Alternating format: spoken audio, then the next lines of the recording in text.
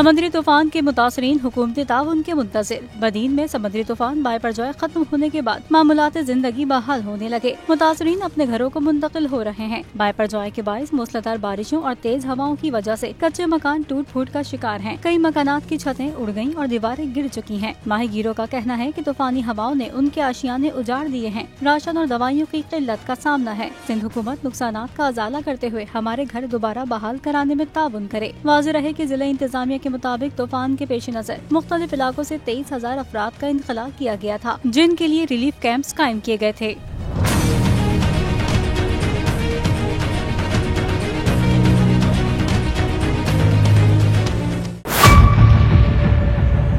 Mayor Karachi के इंतखाब की जंग, बोल ने फिर छोड़ दिया सबको पीछे।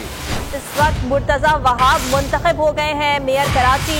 ये ऐलान कर दिया गया है बाकायदा तौर पर। अब सहाफती रिवायत रखी बरकरार, बोल ने दिखाई सबसे बड़ी ट्रांसमिशन। मैंने आपको कहा नंबर गेम में जमात इस्लामी के पास नंबर पूरे नहीं है। लम्हा बलम्हा की सूरत हाल से किया बाखबर आवाम को। रेंजर्स के एहलकार और पुलिस के एहलकार हैं, वहाँ अलर्ट है और वो इस बात की कोशिश कर रहे हैं कि अब कोई नाखुशगवार वाक़या जो है वो रूनुमा ना हो सके, क्योंकि बोल है सबसे पहले सबसे आगे। सब्सक्राइब करें और बेल दबाएं ताकि कोई खबर रह न जाए।